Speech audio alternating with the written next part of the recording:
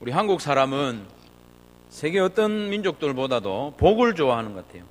우리 한국 사람하고 좀 비견될 만한 사람은 중국 사람밖에 없는 것 같아요. 중국 사람도 대단히 복을 좋아하는데 우리나라 사람도 그에 못지 않죠. 그래서 복이라는 글자를 온데 다 가재도구라든지 이렇게 써붙여 놓지 않습니까? 어디에다가 복을 써요? 복이라는 글자를 이불에도 복자를 쓰고, 또 베개, 숟가락에도 복을 쓰죠. 온데 복을 써놓는, 복을 그만큼 좋아하기 때문에 복이라는 글자가 써진 숟가락으로 밥을 막 먹습니다. 잘 때도 복이라고 써져 있는 베개를 베고 복을 덮고 잡니다. 이렇게 복을 좋아하는 민족이 우리나라 사람인데, 여러분, 한 사람이 무엇을 복이라고 생각하느냐에 따라서 그 인생이 가름납니다. 결정납니다. 왜냐하면 그 사람이 복이라고 생각하는 그것을 위해서 열심히 살아가기 때문에, 그 복 때문에 웃고 기뻐합니다. 자기가 생각하는 그 복 때문에 슬퍼하고 낙심합니다. 행복이 뭡니까? 행복은 자기가 복이라고 생각하는 것을 가득 취했을 때 행복하는 거예요. 펄벅이라고 하는 사람이 쓴 대지, 여러분 소설 잘 아실 겁니다. 그 소설에 보면 왕룽이라는 가난한 농부가 주인공으로 등장을 하는데, 이 가난한 농부 왕룽의 마음에는 항상 무엇이 자리 잡고 있는가 하면 땅이 자리 잡고 있습니다. 땅, 농사 지을 수 있는 땅, 그 땅이 자기에게는 가장 큰 복이었습니다. 그래서 왕룽은 기회가 있을 때마다 땅을 막 사들이는 거예요. 열심히 일해가지고 돈이 좀 모이면 땅 사고. 그래서 왕룽은 예전에는 감히 자기가 똑바로 쳐다볼 수도 없었던 대지주 황가의 땅들을 다 사들입니다. 자기 아내도 그 집에서 일하던 하인이었거든요.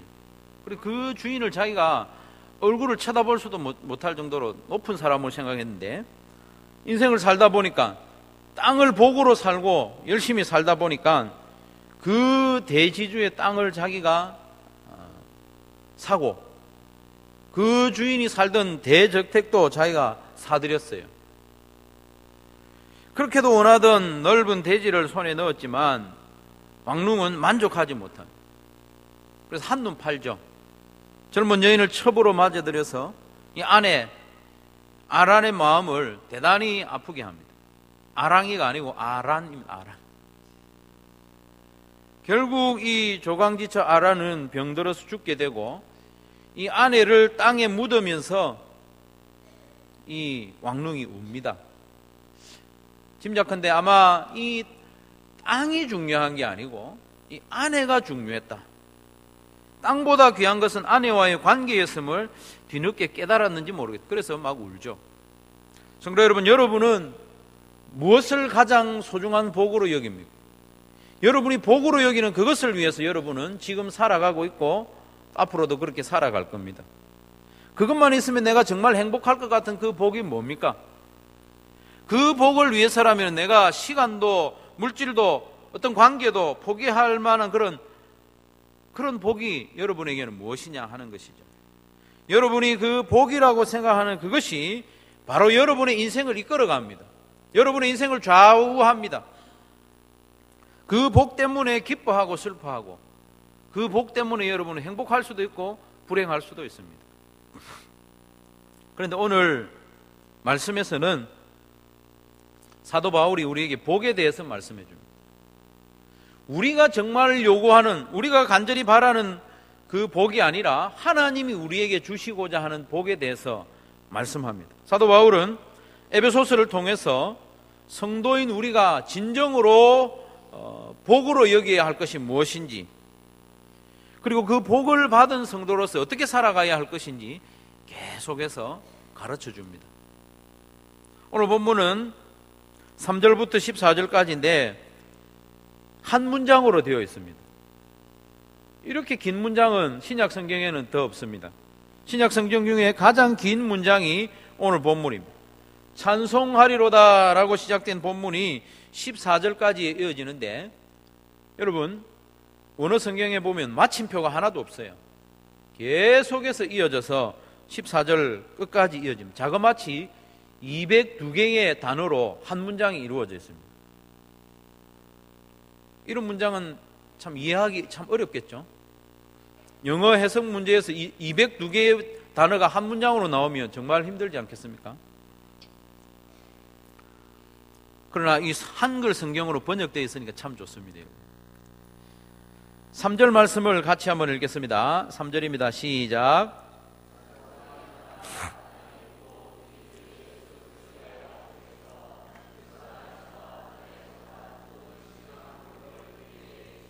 아멘. 바울은 말합니다. 복은 하나님이 주시는 것이고 하나님이 주시는 복이야말로 진짜 복이다. 그 복이 어떤 것입니까? 그리스도 안에서 주시는 복입니다. 그리스도 안에서 주시는, 그리스도 안에서 하늘에 속한 복입니다. 하늘에 속한 신령한 복이라고 하고 있습니다. 모든 복을 주시겠다. 그리스도 안에서 하늘에 속한 모든 신령한 복을 우리에게 주시되 하면서 이어지는 말씀에서 그 복이 어떤 것인가를 설명합니다. 여러분, 복을 주시는데 그리스도 안에서 주신다는 말이 무슨 뜻일까요? 그리스도는 메시아, 구세주라는 뜻이지 않습니까? 구세주 안에서 우리에게 주시는 복이 뭘까요? 구세주 안에서 구원이죠, 구원. 예수 그리스도의 십자가의 죽음을 대가로 주시겠다는 겁니다. 그 복은 예수님의 생명을 값으로 치를 만큼 비싼 복이라는 겁니다. 생명을 값으로 치렀으니 그 복은 우리에게 생명을 주시는 것이 그 복입니다. 그리스도 안에서 주신다는 복은 예수님의 죽음을 대가로 우리에게 준다는 그 말입니다. 얼마나 귀한 복이겠습니까? 그리고 하늘에 속한 복이라고 했습니다. 땅에 속한 복이 아니라는 겁니다. 그 소속이 하늘에 속한 복입니다. 여러분, 땅에 속한 복은 특징이 유한하다는 것입니다. 있다가 없어지는 겁니다. 그러나 하늘의 복은 영원한 겁니다.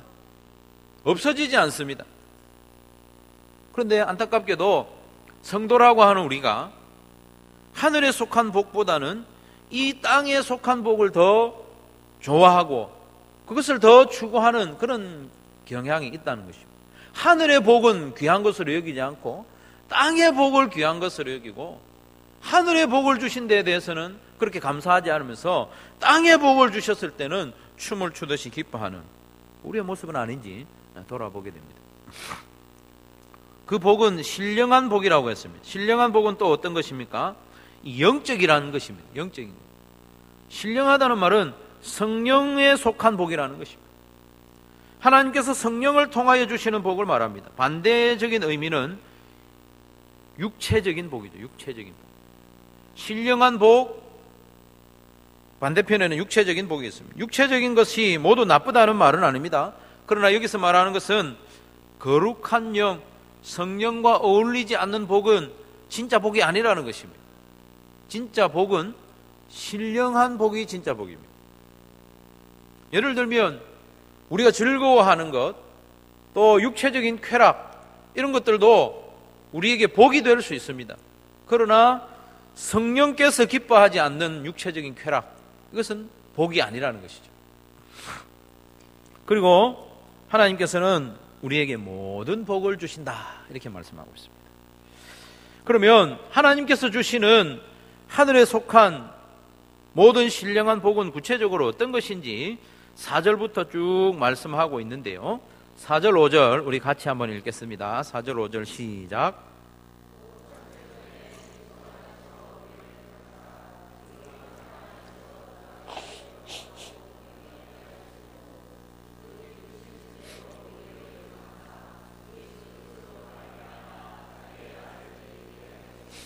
아멘. 하나님께서 주신 복은 우리를 택하사 결국 자기 아들이 또 자기의 자녀가 되게 하신 그 복입니다. 하나님께서 우리에게 복을 주시되 돈 몇 푼 쥐어주신 것이 아닙니다. 하나님께서 우리에게 주신 복은 곧 다시 잃어버릴 건강이나 젊음을 주신 것이 아니라 우리를 하나님의 아들이 되게 해 주셨다고 말씀합니다. 이게 진짜 복입니다. 사랑하는 성도 여러분, 하나님께서 우리에게 주시고자 하신 그 궁극적인 복은 관계에 있습니다. 관계. 하나님과의 관계. 하나님은 우리의 아버지가 되어주시고 우리는 하나님의 자녀가 되는 그 관계가 하나님이 우리에게 주시는 최고의 복입니다. 그 관계는 하나님께서 천지를 창조하실 때부터 가지고 계셨던 계획이었습니다. 그래서 창세 전에 그리스도 안에서 우리를 택하셨다고 했지 않습니까? 하나님은 우리를 자녀로 삼으시는 그 계획을 이 세상을 만들기 전부터, 내가 존재하기 전부터 하나님 그것을 계획하고 계셨습니다. 하나님께서 우리에게 주시고자 한 복은 관계의 회복이고, 그리고 좀 더 깊이 들어가면 하나님 자신입니다. 하나님이 우리에게 주어지는 그것이 하나님의 주시는 복입니다. 그런데 하나님께서 우리에게 그 관계의 복을 주시기 위해서 엄청난 값을 치렀다고 7절에 말씀합니다. 우리를 아들로 삼기 위해서, 우리를 하나님의 자녀로 삼기 위해서 어떤 대가를 치렀는가 하면 7절에 우리는 그리스도 안에서 그의 은혜의 풍성함을 따라 그의 피로 말미암아 속량 곧 죄 사함을 받았느니라. 우리의 죄를 씻어주기 위해서 그리스도를 십자가에 못 박아 죽이셨다는 겁니다. 오늘 본문에서 가장 많이 반복되는 말씀은 그리스도 안에서라는 말입니다. 그리스도 안에서. 말끝마다 그리스도 안에서, 구절마다 그리스도 안에서라고 합니다. 하나님께서 우리에게 주시는 모든 복은 근본적으로 예수 그리스도 안에서, 예수 그리스도의 십자가를 통해서 우리에게 주시는 복입니다. 그러니 얼마나 값진 것입니다. 하나님께서 그리스도 안에서 주시는 복, 하나님의 자녀가 되는 이 복이 얼마나 소중한지 예수님의 생명을 대신 내어주고 우리에게 그 복을 주셨다는 것입니다. 저와 여러분은 하나님의 자녀가 될 자격이 전혀 없는 존재였어요. 2장 1절 말씀해 보면 우리는 허물과 죄로 죽었던 자라고 했습니다. 하나님과 원수였습니다. 사탄의 종이었습니다. 하나님을 배반한 자였습니다. 그런 우리를 구원하시고 하나님의 아들로, 하나님의 딸로 삼으시기 위해서 그리스도 예수를 십자가에 내어주신 것입니다. 예수님이 십자가에서 흘리신 보혈로 우리의 죄를 속량하시고 우리의 죄를 씻으시고 그 이후에 우리를 하나님의 자녀로 삼는 복을 주셨다는 것입니다. 우리를 하나님의 자녀로 삼으신 이후에 하나님께서는 또 어떤 복을 주셨는가 하면 하나님이 앞으로 행하실 일에 대해서 우리에게 미리 말씀해 주셨습니다. 여러분, 어떤 큰 회사에 후계자가 세워지면 그 회사의 비밀스러운 사항, 그리고 이 회사의 어떤 상황들, 그런 걸 다 일러주지 않습니까? 하다못해 냉면집이라든지 어떤 맛집의 식당에 후계자가 정해지면 그에게 모든 것을 알려주는 것과 마찬가지입니다.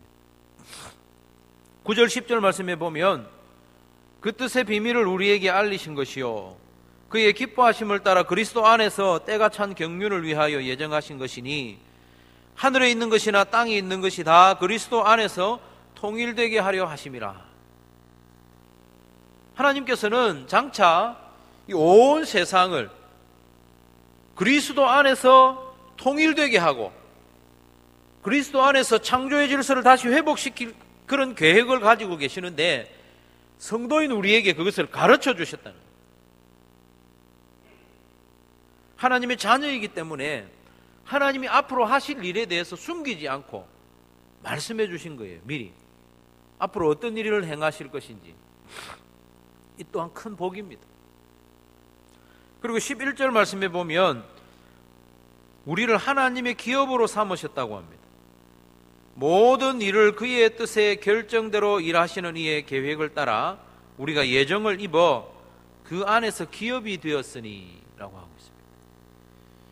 기업이라고 하는 것은 생존의 기반입니다. 그런데 좀 이상하지 않습니까? 기업은 하나님이 우리한테 주시는 것이지 우리가 하나님의 기업이 되는 것은 아니잖아요. 그런데 하나님께서는 우리를 하나님의 기업으로 삼으셨다고 합니다. 기업이 없으면 살아남지 못합니다. 그렇지 않습니까? 여러분의 직장이 기업이 될 수도 있고 여러분의 일터, 농사 짓는 땅 이런 것들이 기업이 될 수 있습니다. 기업은 생존의 근거입니다.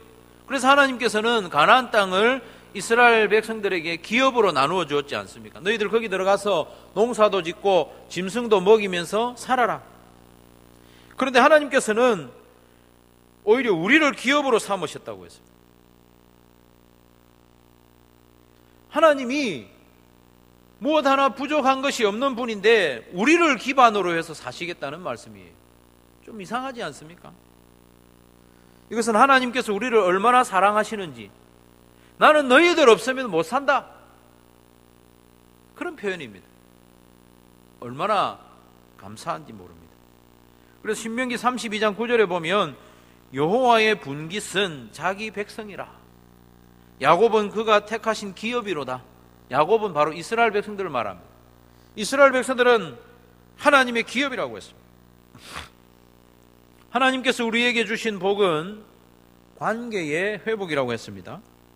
하나님은 우리의 기업이 되어주시고 우리는 또 하나님의 기업이 되는 그런 관계, 여러분 복되지 않습니까? 하나님이 우리 없이는 못 살겠다고 하시니 얼마나 영광스러운 일입니까? 우리는 서로를 바라볼 때 없었으면 좋겠다 싶은 사람도 있는데 하나님 우리를 바라볼 때 나는 너희들 없으면 못 산다. 너희들은 나의 기업이다. 그렇게 말씀합니다. 하나님의 이런 사랑을 받는 우리가 복되지 않습니까? 하나님께서는 우리를 하나님의 자녀로 삼으시고 또 기업으로 삼기 위해서 독생자 예수님을 십자가에 내어주시기까지 하셨습니다. 그런데 그것만 해도 너무나도 감사하고 충분한데 그 관계 회복된 관계를 변하지 않게 하기 위해서 성령으로 인을 치시고 보증을 해주셨다, 그렇게 말씀합니다. 13절 14절인데요 같이 한번 읽겠습니다. 13절 14절 같이 읽습니다. 시작.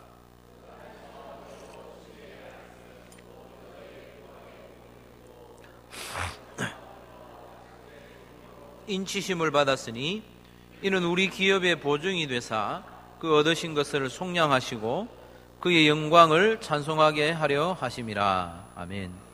13절에서 여기서 인을 쳤다는 말은 도장을 찍었다는 말입니다. 이 도장은 우리가 종이에 찍는 도장이 아니고 짐승들에 찍는 그런 인두, 불도장을 말합니다. 많은 짐승들을 들에 내다 놓고 키우다 보면 이게 어느 집 소유인지 모르지 않습니까? 그래서 어느 집 소유인지 누구 건지 확실히 하기 위해서 지워지지 않는 그 불로 찢어가지고 이명우의 손은 등짝에다가 이 탁 찍어놓는 거예요. 그러면 또 다른 이 무슨 장로님 집사님 안 되겠네. 하여튼 특별한 인을 도장을 찍는다는 말이에요. 지워지지 않는 불도장. 하나님께서는 저와 여러분에게 성령으로 도장을 찍었다는 말이에요. 이 말은 무슨 말인가 하면 너는 내 거다. 나는 너를 절대로 빼앗기지 않겠다. 다시 사탄이 너를 빼앗아 가도록 내버려 주지 않겠다. 그런 도장인 것이죠. 우리는 하나님의 소유입니다. 하나님의 기업입니다. 변할 수가 없습니다. 성령으로 도장을 찍었기 때문에. 그것도 부족해서 성령으로 보증이 되셨다고 했습니다. 여러분, 보증이 뭡니까? 보증. 남편들에게 하시는 말이 있죠. 절대로 보증 쓰지 마라. 보증이라고 하는 것은 계약 당사자들끼리 어떤 약속이 있는데 그 약속을 당사자들이 지키지 못하면 보증 선 사람이 그것을 대신 이행하겠다, 그거죠. 보증 서면 큰일 납니다. 그런데 성부 하나님이 우리에게 약속하신 바, 그 약속을 혹시 이행하지 않으면 성령 하나님이 대신 이행하겠다고 하는 것이 보증입니다, 여러분. 우리 하나님은 약속 지키는 분입니다. 우리는 약속을 잘 깨지만은 우리 하나님은 약속하신 바를 반드시 지키시는 분이심에도 불구하고 성령으로 보증이 되어 주셨다는 것은 하나님이 약속하신 것 더 확실하게 해주시겠다는 거 아닙니까? 성도 여러분, 지금까지 말씀드린 것을 정리하면 이렇습니다. 하나님께서 우리에게 베풀어 주시는 복은 그리스도 안에서 하늘에 속한 모든 신령한 복입니다. 그 복은 한마디로 관계이고, 그 복은 한마디로 우리가 하나님의 자녀가 되는 복입니다. 우리는 하나님의 자녀가 되고 하나님 우리의 아버지가 되는 그 복을 우리에게 주셨다는 겁니다. 2절 말씀에 보면 하나님 우리 아버지와 이렇게 하지 않습니까? 하나님 우리 아버지와 주 예수 그리스도로부터 은혜와 평강이 너희에게 있기를 원하노라 했는데, 하나님을 2절에서는 우리 아버지로 부르고 있습니다. 그런데 3절 말씀에 보면 우리 주 예수 그리스도의 아버지라고 부르고 있습니다. 찬송하리로다 하나님 곧 우리 주 예수 그리스도의 아버지께서, 놀랍고도 기이한 표현입니다. 하나님을 우리 아버지라고 불렀다가 예수님의 아버지라고 불렀다가, 하나님은 우리의 아버지이시기도 하고 예수님의 아버지이시기도 하다는 겁니다. 이 말씀은 성삼위 하나님의 하나됨, 성자 예수님과 성부 하나님의 하나됨, 그 하나됨 안으로 성도인 우리를 초대하는 겁니다. 이 말씀은 참으로 불경스럽고 참담하게까지 들리는 말씀입니다. 어떻게 그런 일이 있을 수 있을까? 성부, 성자, 성령 하나님이 하나 되신 것은 너무나도 당연한 일이고 그 하나됨은 온전한 것인데, 그 하나님과 우리가 하나 되도록 하는 이 부르심, 이 복은 참담하기까지 합니다. 그렇지만 하나님께서는 천지를 창조하실 때부터 우리를 하나님의 자녀로 삼으시고 우리를 가까이 하고 우리와 하나 되기를 계획하고 계셨다는 것입니다. 그래서 그리스도 예수를 십자가에 못 박음으로 말미암아 새로운 창조를 하셨는데, 그 새로운 창조로 통하여 마침내 우리를 하나님의 자녀로 삼아주셨습니다.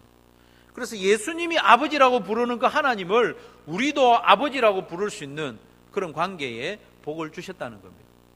하나님이 우리에게 주시는 복은 이겁니다.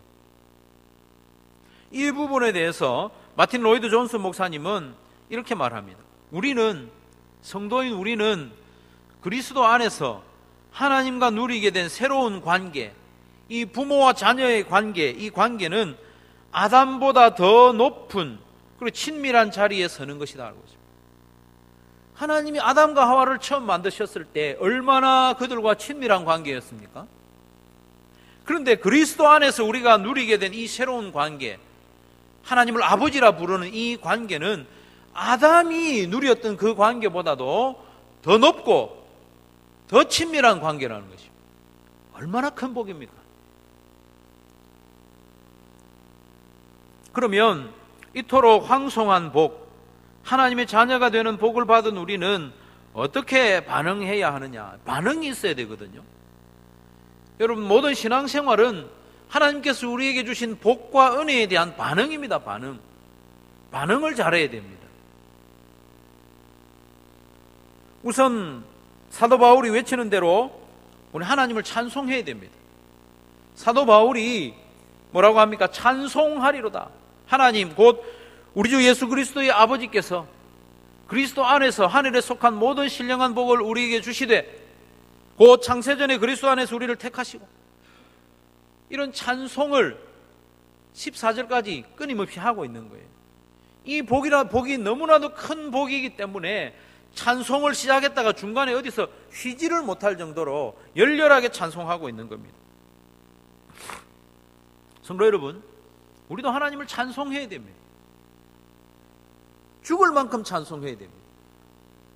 찬송을 하되 소리 높여 찬송해야 됩니다. 사도 바울처럼 어디서 쉬어야 될지 모를 정도로 열렬하게 하나님을 찬송해야 됩니다. 우리 입은 하나님을 찬송하라고 만드신 겁니다. 여기서 찬송하다라는 말이 3절에 나오는데 시작할 때 찬송하리로다 이렇게 말을 하고 있는데, 여러분 재밌는 것은 3절에 보면 찬송하리로다 하나님 곧 우리 주 예수 그리스도의 아버지께서 그리스도 안에서 하늘에 속한 모든 신령한 복을, 여기서 복이라는 말이 나오죠. 하늘에 속한 모든 복을 우리에게 주시되, 이게 복이라는 단어, 이 복 주시다라는 단어가 사실은 3절 안에 2번 더 나왔거든요. 이 복이라는 단어하고 찬송한다는 말을 하고 같은 말이에요. 이게 무슨 말인가 하면 하나님께서 우리에게 복을 주셨는데 그 복에 대한 반응이 찬송이라는 겁니다. 그래서 하나님으로부터 우리가 복을 받은 우리는 하나님을 향해서 다시 복을 빌어야 된다는 겁니다. 좀 이상하죠? 하나님을 향해서 우리가 복을 빈다. 말이 안 되는 거죠. 그래서 찬송한다는 표현으로 해석을 한 겁니다. 우리의 찬송은 항상 하나님께로부터 받은 복에 대한 당연한 반응입니다. 감사라는 말이 은혜라는 말하고 같은 어원입니다. 그래서 감사는 은혜 받은 자의 당연한 반응이고 찬송은 복 받은 자의 당연한 반응입니다. 우리가 이처럼 큰 복을 받았으니 찬송하는 것이 당연하지 않습니까? 누군가 우리에게 작은 친절을 베풀어도 감사하고 그렇게 하는데, 그래서 사도 바울은 6절과 12절과 14절에 반복해서 말합니다. 하나님께서 이런 복을 주신 이유가 뭐냐? 하나님의 영광을 찬송하게 하려는 것이다. 하나님을 찬송하게 하기 위해서 우리에게 이런 복을 주셨다는 겁니다. 그리고 두 번째로 이 복을 받은 사람으로서 그리스도 안에서 하늘에 속한 모든 신령한 복을 받은 우리는 복 받은 자로 살아가야 됩니다. 복 받은 자답게 살아가야 됩니다. 복 안 받은 것처럼 살아가면 안 된다는 거예요.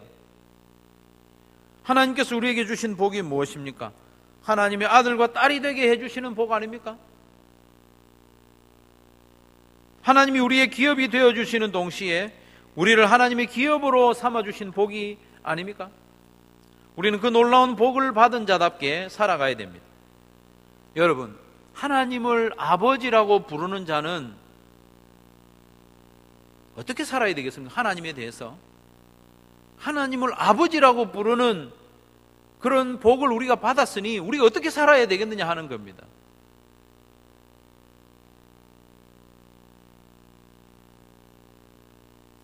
우리가 어떻게 살아야 됩니까? 하나님과 우리가 친밀하게 살아야 됩니다.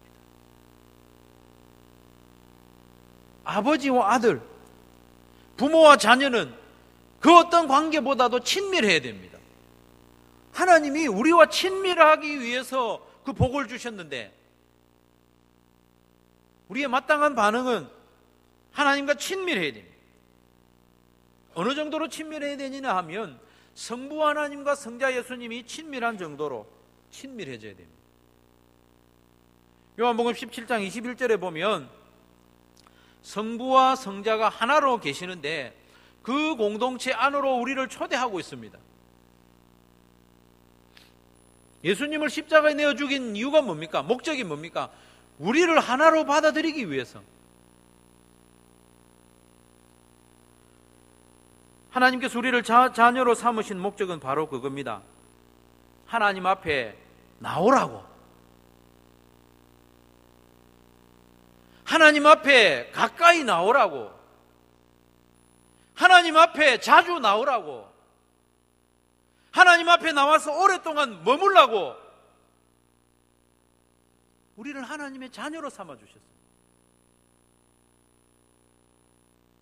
하나님이 우리를 자녀로 삼으신 그 복을 우리에게 주신 목적은 그겁니다. 나오라는 겁니다.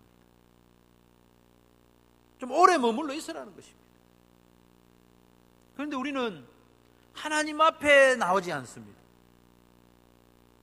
나왔다가 잠시 있다가 돌아가지 않습니까?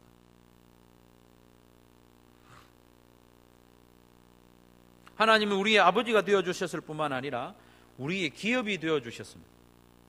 하나님께서 우리의 기업이 되어주시고 성령으로 인치고 보정이 되어주신 목적이 뭡니까?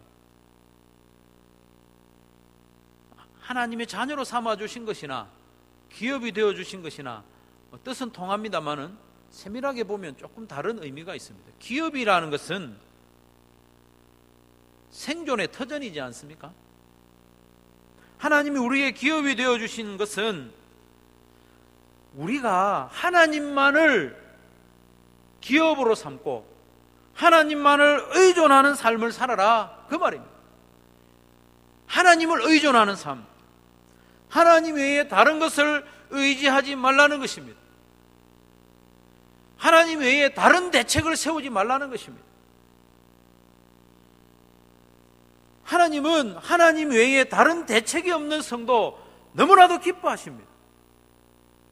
하나님 외에 다른 대책을 가지고 있는 성도 하나님이 기뻐하지 않습니다.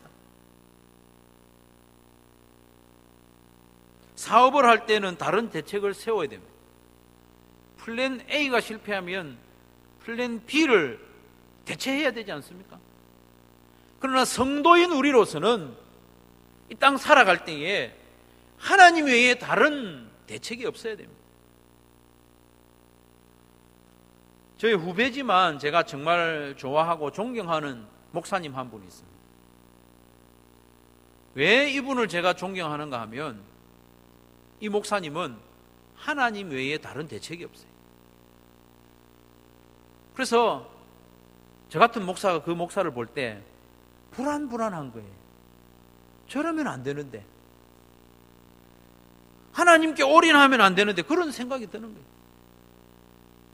그러나 성도 여러분, 하나님이 우리에게 복을 주셔서 하나님이 우리의 기업이 되어 주셨다는 것은 너는 나만 믿어라, 내가 책임질게, 내가 너의 기업이다.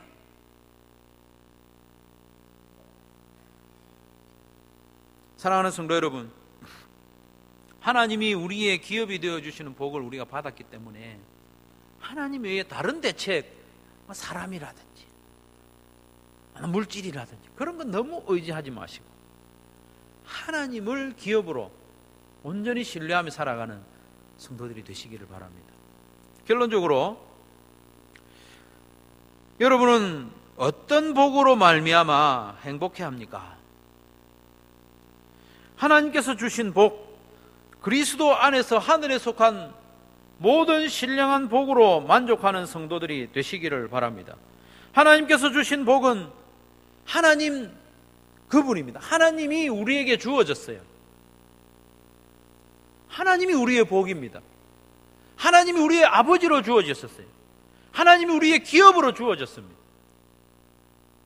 그 관계를 변치 않기 위해서 성령으로 인치고 보정이 되어 주셨습니다. 그 복으로 인해서 우리는 찬송하며 그 복을 받은 자답게 살아가야 합니다. 며칠 전에 아내로부터 전화가 왔습니다. 한참을 통화하는 중에 아내가 당황해하면서 전화기 그 너머로 뭔가 찾고 있는 것을 느꼈습니다. 뭘 찾고 있어요?